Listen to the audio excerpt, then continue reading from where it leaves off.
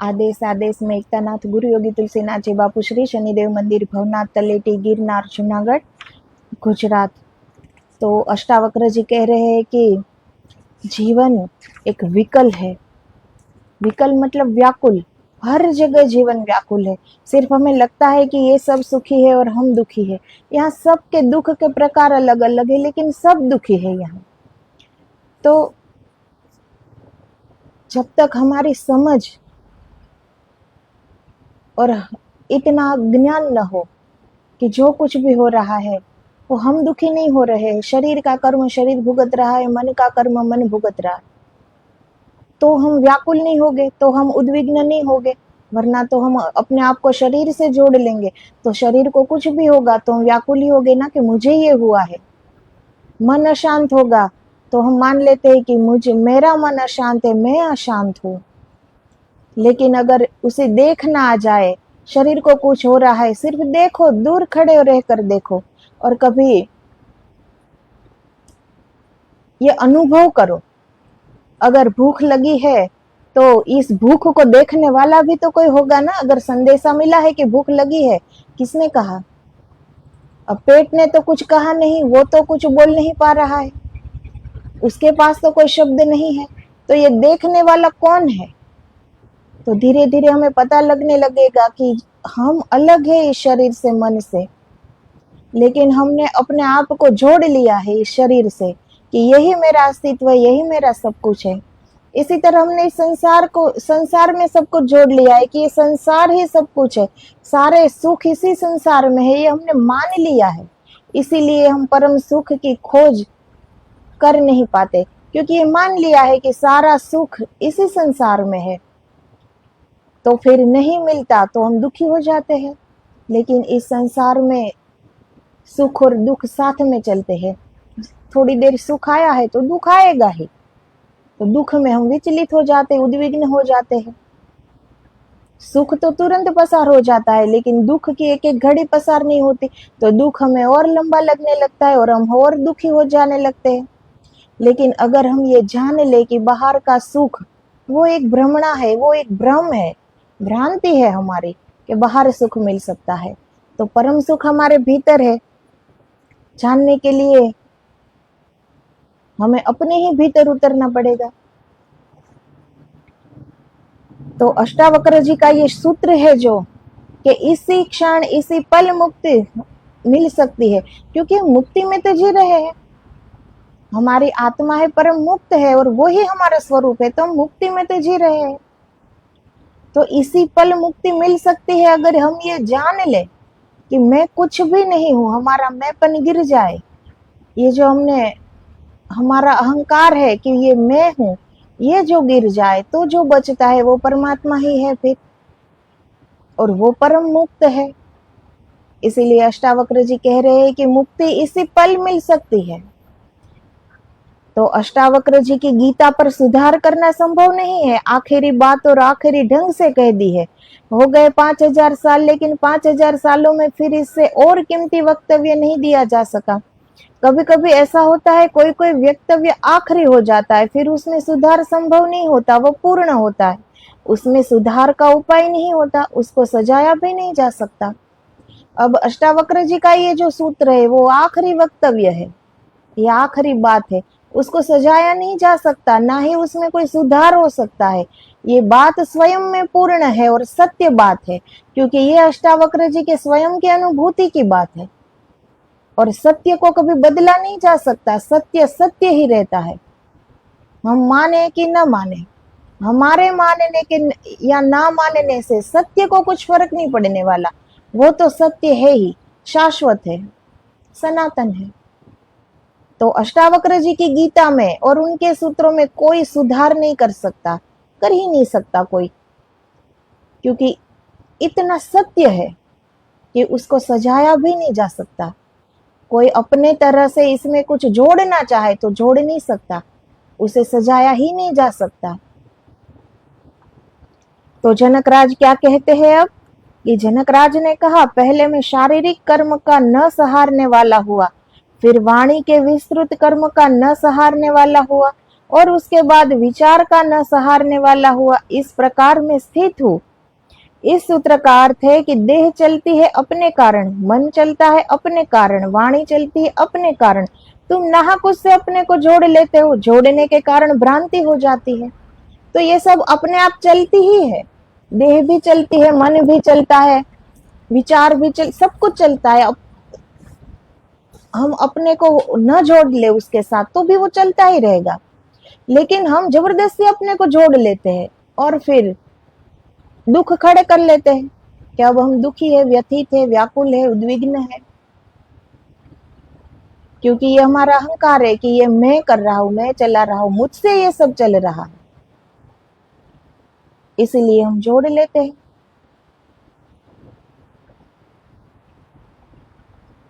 तो शरीर अपने से चल रहा है, लेकिन तुम एक भ्रांति में पड़ जाते हो कि मैं चला रहा हूं। मन अपने से चल रहा है, लेकिन तुम भ्रांति में पड़ जाते हो कि मैं चला रहा हूं। यह पहला सूत्र यह कह रहा है कि सबसे पहले तो मैंने यह जाना कि शरीर को मेरे सहारने की कोई आवश्यकता नहीं है, शरीर अपने ही सहारे चल रहा है। तो सबसे पहले मैं शारीरिक कर्म का न सहारने वाला हुआ, मैंने यह भ्रांति छोड़ दी कि मैं चला रहा हूं। जनकराज का ये अपना अनुभव कि सबसे पहले मैंने ये छोड़ा कि मैं इस शरीर को चला रहा हूं, मैं उनका सहारा हूं। ये भ्रांति मैंने छोड़ दी, क्योंकि शरीर अपने आप चल रहा है, ना सहारा दे तब भी चल रहा है। तो जनकराज का ये जो अनुभव हुआ जब वे अद्वैत में प्रवेश हुआ उनका, तो ये उन्हीं की अनुभूति है। तो सबसे पहले उन्हें ये छोड़ा, ये भ्रांति छोड़ दी कि शरीर का कर्म का न सहारने वाला हुआ, अब मैं शरीर को सहारा नहीं देता। रात तुम सोते हो तब भी तो शरीर चलता रहता है, भोजन पचता रहता है, तुम्हारी जरूरत तो रहती नहीं। अब क्या ये हमारी काबिलियत है कि हम जो भी खाए पचा पाए? ये शरीर ही पचाता है ना। अब इसमें हम अहंकार करें कि ये तो मैंने पचाया है, तो ये तो हमारा भ्रम ही हुआ ना।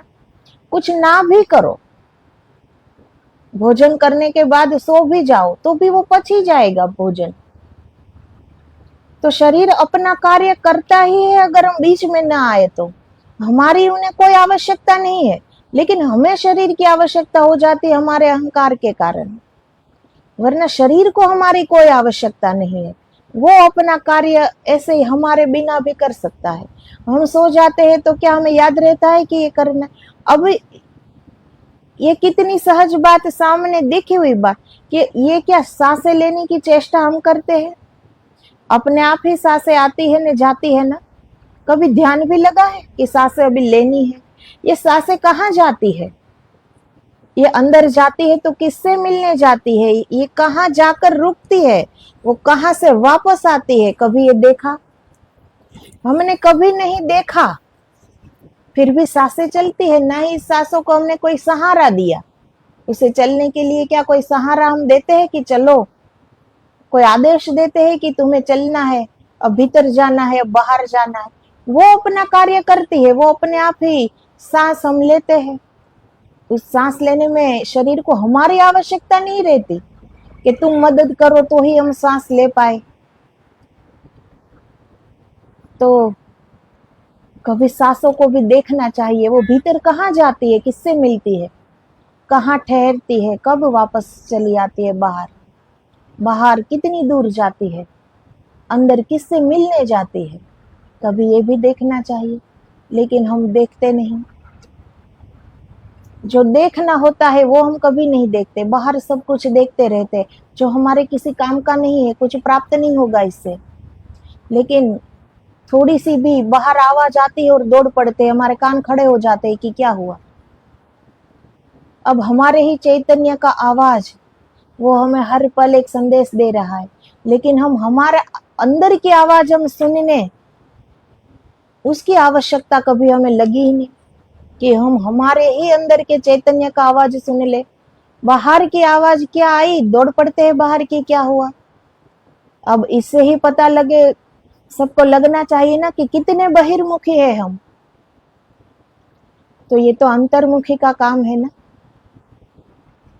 ये तो जो अपनी गहराई में देख सके, अपने भीतर देख सके, ये उसका कार्य है ना। ये बहिर्मुखी जो लोग होते हैं, ये कभी भी अंतर्मुखी, बड़ा कठिन हो जाता है उसके लिए अंतर्मुखी बनना। तो कभी अपने आप को चकासो कि बाहर थोड़ी भी आवाज आती है दौड़ पड़ते हैं, लेकिन हर पल हमारे अंदर से आवाज आती है, कभी सुनने की कोशिश की? हमारा चैतन्य वही तो परमात्मा है, हर पल हमें कहता रहता है, हर पल एक अच्छा मार्ग दिखाता है, हर पल एक अच्छी राह दिखाता है, लेकिन हमने कभी सुनने का प्रयास नहीं किया। तो तुमने कभी किसी को कोमा में पड़े देखा हो? महीनों से बेहोश पड़ा है तो भी खून बहता रहता, हृदय धड़कता रहता, श्वास चलती रहती, तुम्हारी कोई जरूरत तो नहीं है। अब हम कहें कि ये शरीर सब कुछ हमारे ही सहारे चल रहा है, तो जो कोमा में कोई व्यक्ति हो तो सबने देखा ही होगा, तब भी तो सांसें चलती है ना, शरीर तब भी चलता है। महीनों से बेहोश पड़ा हो तब भी खून बनता है, हृदय धड़कता है, सब कुछ होता है, तो कहाँ जरूरत पड़ती है हमारी वहां। लेकिन ये हम जबरदस्ती अपने आप को जोड़ लेते हैं इस शरीर से, इस मन से, वरना शरीर को हमारी कोई आवश्यकता नहीं होती, वो अपना कार्य करता रहता है। तो कभी बैठकर सोचना चाहिए कि अब हमारी आवश्यकता है कि नहीं, ये हम किस बात का अहंकार कर रहे हैं? क्या भोजन हम पचाते हैं? ये क्या हम कर सकते हैं? खून हम बना सकते हैं? ये जो हृदय में ये धड़कन शुरू है, ये क्या हम कर रहे हैं? ये सांसें चल रही है, ये क्या हमने दी है ये सांसें, इसीलिए चल रही है? क्या कोई सहारा दे रहे हैं हम सांसें को?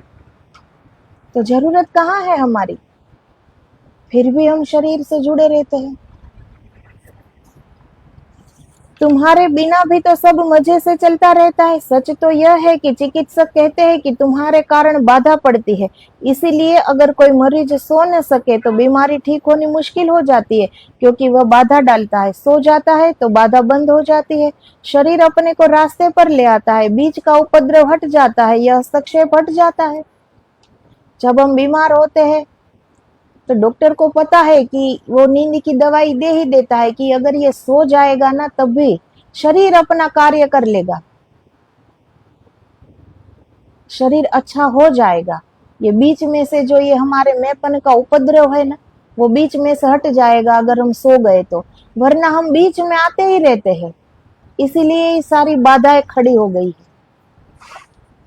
इसीलिए नींद हजारों दवाओं की दवा है, क्योंकि नींद में तुम खो गए, शरीर को जो करना है वह स्वतंत्रता से कर लेता है, तुम बीच बीच में नहीं आते। अब हम सो जाते हैं तो बीच में तो नहीं आते, हमारा अहंकार बीच में नहीं आता, शरीर बिल्कुल स्वतंत्र हो जाता है, वो अपने आप काम कर लेता है, तो वो स्वतंत्रता से बड़े अच्छे से वो अपना कार्य कर लेता है। फिर तो जनकराज कह रहे हैं कि शरीर तो अपने से चलता है, अब तक मेरी भ्रांति थी कि मैं चलाता हूँ। जरा इस बात को समझो, अगर यह तुम्हें ख्याल आ जाए कि शरीर अपने से चलता है तो तुम शरीर में रहते हुए इस शरीर से मुक्त हो गए। अगर ये हमें पता चल जाए कि शरीर अपने से चल रहा है, उसे हम नहीं चला रहे, तो फिर इस शरीर से हम इतना तादात्म्य नहीं करेंगे ना, वो अलग हो जाएगा, वो भाव, शरीर का भाव हमसे अलग हो जाएगा फिर, और वो अहंकार भी नहीं रहेगा कि मैं चला रहा हूं। तो ये बात पहले जनकराज कहते हैं कि ये बात पहले जाननी चाहिए कि शरीर स्वयं चल रहा है, मैं नहीं चला रहा हूं। तो तुम शरीर में रहते हुए शरीर से मुक्त हो जाओगे। शरीर ने तुमको नहीं बांधा है, यह भ्रांति तुम्हें बांधे हुए है कि तुम शरीर को चलाते हो। शरीर का कृत्य प्राकृतिक है और वैसा ही कृत्य मन का है, वैसा ही कृत्य शब्द का है। अब हम ये भ्रांति में रहते हैं कि शरीर हम चलाते हैं, इसीलिए हम बंध जाते हैं, इस शरीर का बंधन हमें लागू पड़ जाता है। लेकिन अगर हम ये अनुभव कर ले, अगर हम ये जान ले कि शरीर तो एक प्राकृतिक व्यवस्था है, वो अपने आप कार्य करती है, वो अपने आप चलता है, उसे हमारी आवश्यकता नहीं है। शरीर ने हमें नहीं बांधा है, हम बंध गए, हम स्वयं जाके बंध गए कि ये शरीर मेरा है, मैं चला रहा हूं सब कुछ। तो बुद्ध भगवान ने कहा है अपने भिक्षुओं को कि तुम मन के चलते विचारों को ऐसे ही देखो जैसे कोई राह के किनारे बैठकर रास्ते को देखता है। लोग आते जाते, राह चलती रहती है, ऐसे ही तुम अपने मन में चलते विचारों को देखो। ये बुद्ध भगवान के वाक्य है। वो अपने भिक्षुओं को ये समझा रहे हैं कि मन में जो भी विचारे उठे उसे ऐसे ही देखो जैसे हम किसी रास्ते के किनारे बैठे हैं और लोग आते जाते हैं। अब हम रास्ते के किनारे बैठे हैं, लोग आते हैं जाते हैं, तो क्या हम उसके साथ चल देते हैं? बैठे ही रहते हैं ना, सिर्फ देखते रहते हैं। तो वैसे ही अभ्यास करो, विचार आए उसे एक किनारे पर बैठकर देखो जैसे कोई व्यक्ति आता है जाता है, हमें कोई फर्क नहीं पड़ता, हमें उनके साथ नहीं चले जाते ना। अगर रास्ते पर बैठे हैं, कोई आता है जाता है, तो क्या सबके साथ चल देते हैं? हम बैठकर देखते रहते हैं, राह ही चलते रहते हैं। ऐसे ही हम अपने विचारों को देखें, साक्षी भाव से देखें, वो भले आए जाए, हमें क्या फर्क पड़ना चाहिए इससे?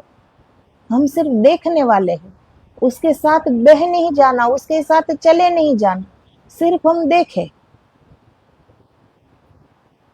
इन विचारों को तुम यह मत समझो कि तुम चला रहे हो या कि तुम इन्हें रोक सकते हो। जिसको यह भ्रांति है कि मैं विचारों को चला रहा हूं, उसको एक न एक दिन दूसरी भ्रांति भी होगी कि मैं चाहूं तो रोक सकता हूं। तुम कोशिश करके देख लो।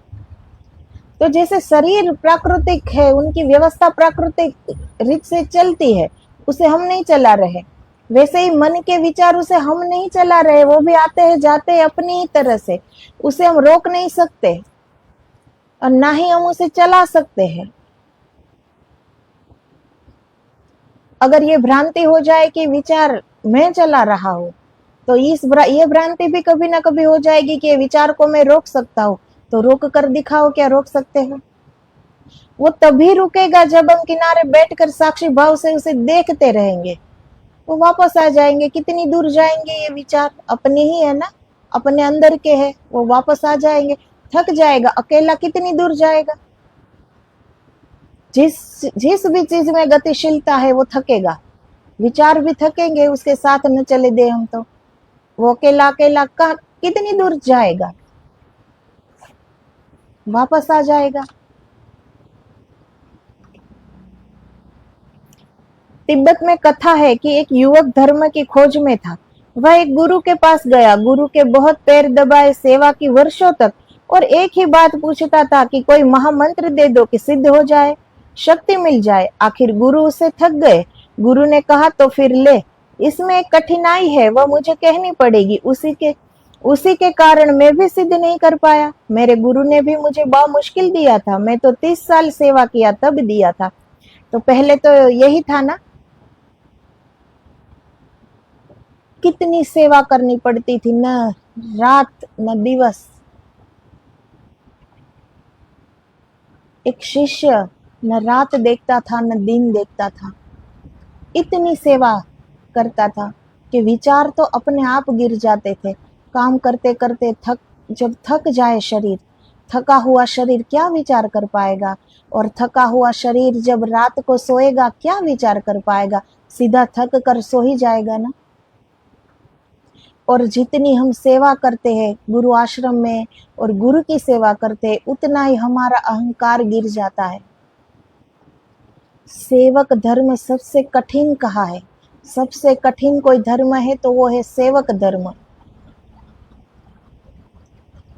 तो इतनी सेवा करने के बाद गुरु एक मंत्र देते थे, फिर उस मंत्र की कितनी कदर होगी उस शिष्य को? कितनी मेहनत के बाद मिला हुआ मंत्र, फिर कितनी कद्र होगी उस मंत्र की। इसलिए तो सब पहले के समय में शिष्य भी गुरु से कम नहीं होता। वो भी उस मंत्र से अपने आप को पहचान लेता है, उस स्थिति तक पहुंच जाता है वो। तो ये गुरु भी क्या कहते हैं कि मैंने 30 साल अपने गुरु की सेवा की, तब बामुश्किल मुझे ये मंत्र दिया था, और तूने तो भी 3 साल की है, फिर भी मैं तुम्हें दे रहा हूं। लेकिन उसकी एक शर्त है कि इसमें एक कठिनाई है, वो मुझे कहनी पड़ेगी। उसी के कारण मैं भी सिद्ध नहीं कर पाया। मेरे गुरु ने भी मुझे बामुश्किल दिया था, मैं तो 30 साल सेवा किया तब दिया था। मैं तुझे 3 साल में दे रहा हूं, तू धन्य भागी, मगर सफल मैं भी नहीं हुआ, क्योंकि इसमें एक बड़ी बेढंगी शर्त है।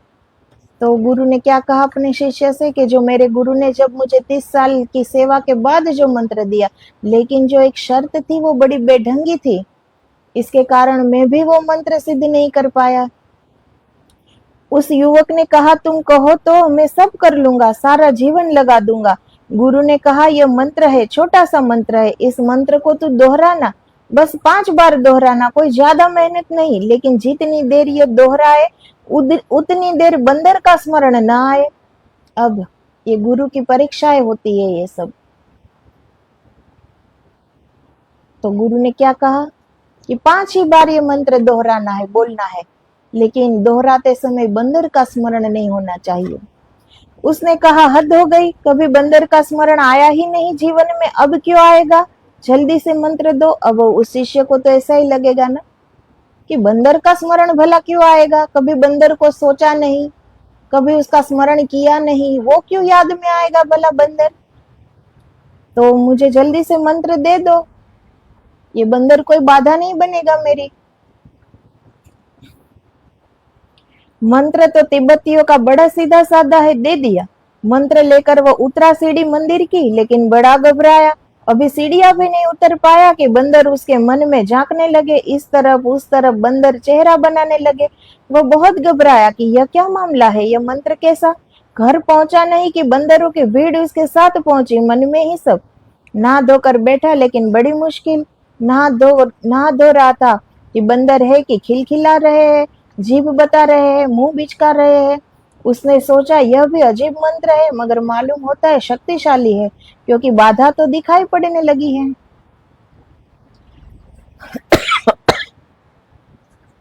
हमारी सोच क्या है कि जिसमें बाधा दिखाई देनी पड़े वो मंत्र सच्चा है, कि ये मंत्र शक्तिशाली है। इसीलिए ये सब शरीर के पीछे पड़ गए ना। अब शरीर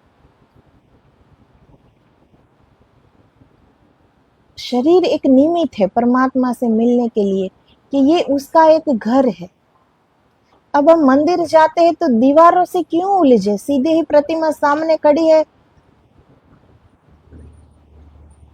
समर्पित हो जाओ। अब दीवारों से क्यों हम उलझे। तो ये शरीर भी तो एक दीवार ही है ना। अंदर परमात्मा विराजमान है, ये शरीर एक मंदिर है, ये उसकी दीवारें हैं। अब उसके साथ ही हम उलझते रहते, सब कुछ शरीर को ही अपना मान लेते हैं कि इस शरीर को जलाओ, खुले पैर चलो, चारों ओर अग्नि तपा कर बैठो। अब शरीर को तपा कर क्या मिल जाएगा। शरीर को जब हम इतना कष्ट देते हैं, शरीर को मंदिर समझो, क्या हम मंदिर में जाकर उसकी दीवारें तोड़ने लगते हैं कि इस दीवारों की कोई आवश्यकता नहीं है, ये दीवारें तोड़ो, तो क्या परमात्मा राजी होंगे। ये परमात्मा ने दिया हुआ तो है, ये शरीर भी ये परमात्मा की दी हुई पूंजी है, हम इसको ही तोड़ रहे, मरोड़ रहे। ईश्वर ने जो हमें दिया है उसकी हम कद्र भी न कर पाए। और ये शरीर क्या रास्ता है परमात्मा को पाने का। परमात्मा तो हमारे भीतर ही है, लेकिन हम सब कुछ इस शरीर को ही मान बैठे, इसीलिए इस शरीर को ही हम तोड़ते हैं, उनको ही मरोड़ते हैं। भूखा रहूंगा, उपवास करूंगा, कांटों क्या बिस्तर लगाकर सोऊंगा, अब क्या मिल जाएगा इससे।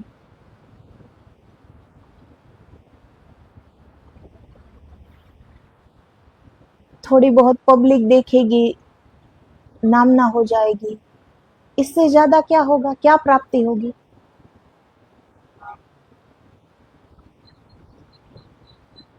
ईश्वर एक आनंद का रूप है, वो बड़ी सहजता से, बड़ी सरलता से मिल जाते हैं। आनंद के रास्ते क्यों न पाए? क्यों कांटों पर चलकर जाना जब वो फूलों के रास्ते मिल सकता है? ईश्वर क्यों चाहेगा? वो तो माँ, अपने माता पिता, वो तो सब कुछ है। हमारे माँ बाप भी, हमारे अपने माँ बाप, वो क्या ये चाहते हैं कि हमारा संतान कांटों के राह पर चले, कि कांटे चुभे उसके पैरों में? क्या माँ बाप सुखी हो गए ये देख कर? क्या वो खुश हो गए? कितना दुख होगा एक माँ बाप को। तो फिर वो परमात्मा तो पूरी सृष्टि के माता पिता है, उसमें कितनी ममता होगी? जब एक दो बच्चे के माँ बाप में इतनी ममता है, तो पूरे सृष्टि के माँ बाप को कितनी ममता होगी? उससे क्या तकलीफ नहीं होगी कि मैंने उसे ये शरीर दिया, सब कुछ दिया, सब कुछ, सोचने समझने के लिए बुद्धि दी, हाथ पैर, सारी इंद्रिया दी, अंदर इतनी शक्ति दी, जितनी भी परमात्मा में शक्ति है उतनी ही शक्ति हम में। जैसे कोई चित्रकार चित्र बना रहा है, वो अपनी जितनी भी कला है वो सारी की सारी उंडेल देगा ना कागज पर। क्या वो अपनी कला थोड़ी बचा कर रख लेगा क्या? कि नहीं, ये थोड़ा चित्र खराब भी बन जाए तो चलेगा, लेकिन मैं अपनी सारी कला तो इस पे नहीं उतार दूंगा। क्या ये सोचता है? जितना भी उसे आता हो, जितनी भी उसमें कला हो, सारी के सारी वो कागज पर उतार देता है। तो वैसे ही परमात्मा ने अपने ही जैसा सबको बनाया इस सृष्टि में, थोड़ा भी अपने से कम नहीं बनाया है। उतनी ही शक्ति हमारे अंदर भी है। फिर हम इस शरीर के पीछे क्यों पड़े रहते हैं कि इसे भूखा रखो, इसे दुख दो, इसे तड़पाओ, इसे जलाओ? कुछ ना होगा इससे। साक्षी बन जाओ अपने आप को, जो ये हमने शरीर के साथ जोड़ लिया है। ये जानो कि शरीर अपने आप चलता है, मैं उसे सहारा नहीं दे रहा हूँ। ये शरीर भगवान की दी हुई एक पूंजी है, ये एक प्रकृति की देन है, वो अपने आप चल रही है। क्यों बीच में आ रहे हैं फिर हम? अब बीच में ही नहीं आना चाहिए। और हम तो लगे हैं इस शरीर के पीछे ही लगे रहते हैं।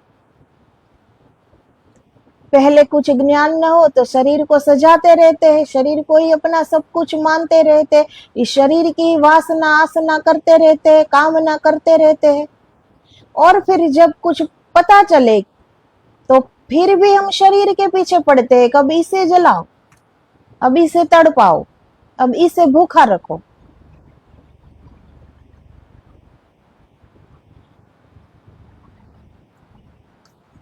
इसीलिए सही समझ ये दूसरों से नहीं आती। सत्य कुछ जानना है तो अपने ही भीतर पड़ा है, अपने भीतर उतरो, सत्य समझ में आ जाएगा।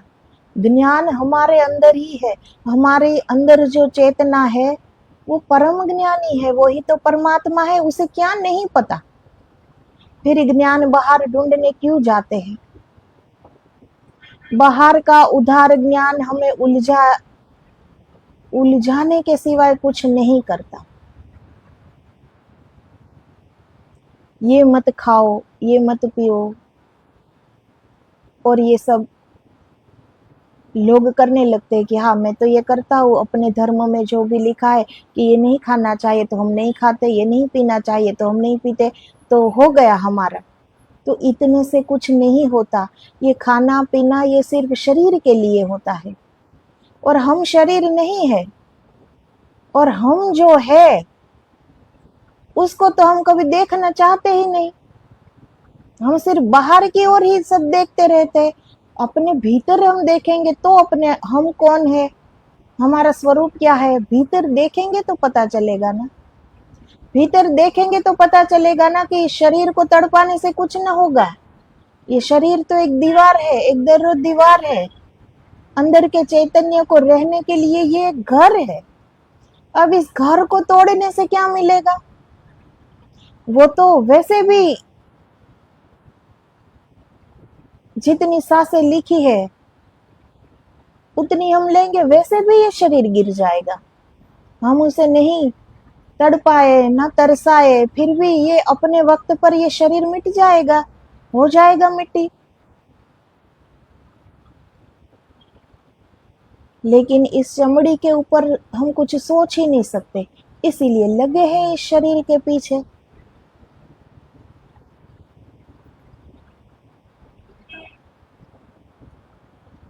तो फिर इस शिष्य को चारों ओर बंदर ही बंदर दिख रहा है, क्योंकि बाधा तो दिखाई पड़ने लगी है। रात भर बैठा, बहुत बार बैठा, फिर बैठा, उठा है, क्योंकि 5 दफे करना कहना है कुल।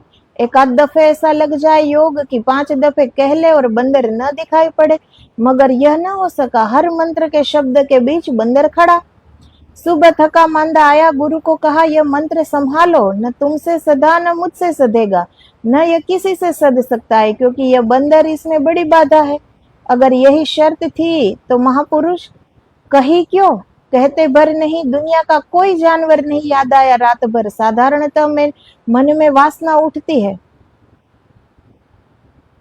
तो वो सामने दृश्य दिखाई पड़ता है, बस ये बंदर ही बंदर कहते हैं ना, तो शायद कहते ना तो शायद मंत्र सध जाता। अब वो शिष्य कहता है कि अगर आपने ये न कहा होता कि बंदर को मत देखना,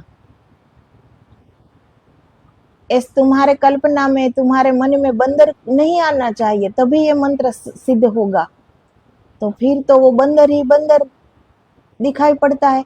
अपने गुरु के पास सुबह गया थक हार कर कि संभालो अपने मंत्र को, ये आपसे न सध सका, मुझसे भी नहीं सध सकेगा और किसी और से भी नहीं सधेगा, क्योंकि ये जो शर्त है बंदर वाली, ये अगर आपने कही ना होती तो हो जाता। तो जो भी हम ये निषेध की बात है, जो भी हम ये कहते हैं ना कि ये नहीं करना है, तो हमारा मन वही करेगा। जैसे एक बच्चा होता है ना, हम कहे ना कि यहाँ नहीं जाना होता, यहाँ नहीं जाना, तो वो बच्चा भाग भाग कर, दौड़ दौड़ कर वहीं जाएगा। अगर तुम उसे कुछ कहो नहीं ना तो वो बैठा रहेगा, वो वहां नहीं जाएगा। लेकिन अलग से कहा ना कि इस जगह पर नहीं जाना, तो वो भाग कर उसी जगह पर जाएगा। क्योंकि ये हमारी आदत है, जो नहीं करना होता है वो हम पहले करते हैं। इसीलिए तो इतने बहिर्मुखी हम हो गए हैं। जो नहीं करना होता है ये हमें सब कुछ करना होता है, और जो हमारे भीतर उतरना होता है, जो सत्य में ये करना होता है, ये हम कभी नहीं कर पाते। तो ये हम जन्मों से आदि है कि जो जो नहीं करना होता है वही हम दौड़ के करेंगे। इसीलिए जब हम ये कहते हैं ना कि अब तो ये नहीं खाऊंगा, तो वही खाने की इच्छा होगी। अब मैं ये नहीं करूंगा, वही करने की इच्छा होगी। लेकिन तुम इच्छा क्यों करते हो, कोई संकल्प क्यों करते हो? मान क्यों नहीं लेते कि हमसे कुछ नहीं होने वाला, मैं हूं ही नहीं, ये सब कुछ परमात्मा चला रहा है, वही कर रहा है, वही करा रहा, मैं सिर्फ देखने वाला हूं, मैं सिर्फ देख रहा हूं, जो भी हो रहा है देख रहा हूं। क्यों जोड़ लेते हो कि मैं ये करता हूं, मैं ये कर पाऊंगा, मैं ये नहीं करूंगा? ये मैंपन को तो गिराना है, इसी अहंकार को गिराना है।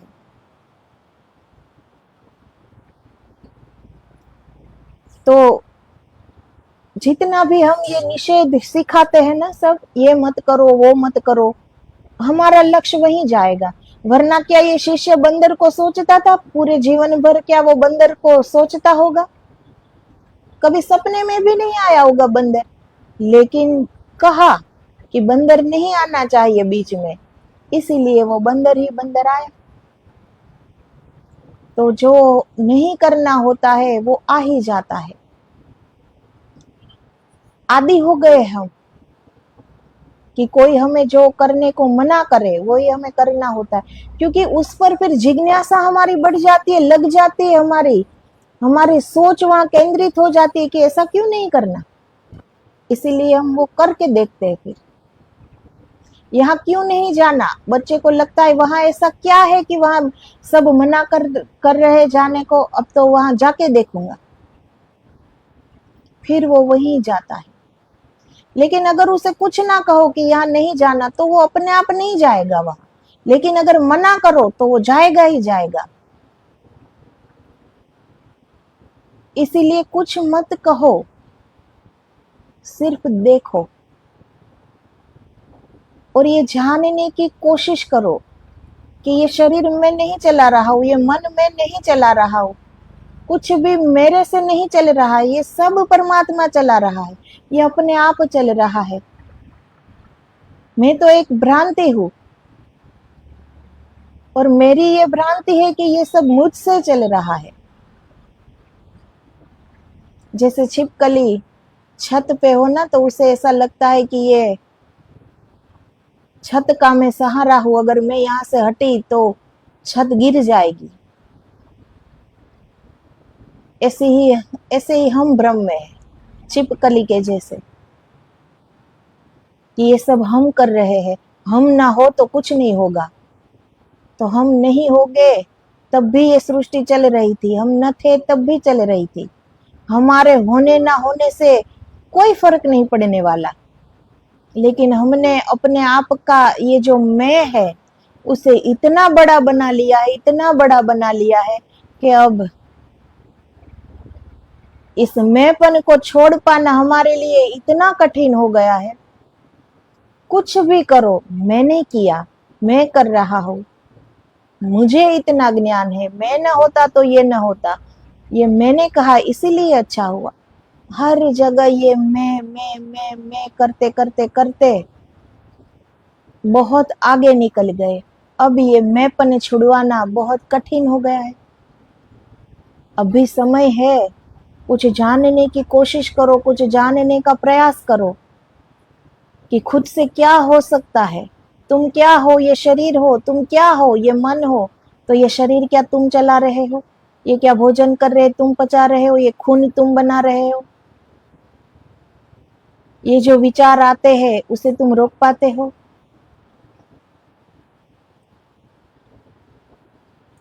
साधारण सी एक बात, अगर तुम्हें कोई अच्छा लगे, लोग कहते हैं ना नसीब, निर्माण, भाग्य, अगर तुम्हें कुछ चाहिए वो क्या सहजता से मिल जाता है? एक ना एक दिन नसीब को सबको मानना पड़ता है। हमारा धर्म क्या है? कर्म करना। कर्म भूमि है ये, हाथ पर हाथ धरे बैठना नहीं है, हमें कर्म करना है। लेकिन ये मैंने किया, ये मैंपन को छोड़ना है बस। लेकिन यही कठिन हो रहा है। लेकिन प्रयास तो करना पड़ेगा ना, क्योंकि सत्य तो सत्य ही है और हम भ्रम में जी रहे हैं। तो इस भ्रम जब तक निकलेगा नहीं तब तक ब्रह्म में प्रवेश नहीं होगा। सारे लोग भ्रम में जी रहे हैं कि मुझसे ही सब कुछ है।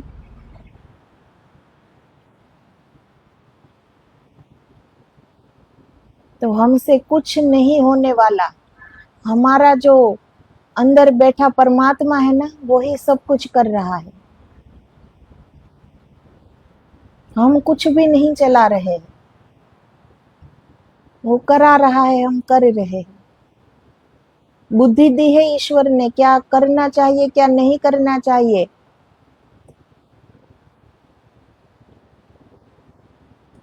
इतना तो हमें मालूम होना चाहिए। विवेक रखिए जीने में, विवेक रखिए शब्द में, बोलने में। विवेक विवेक के बिना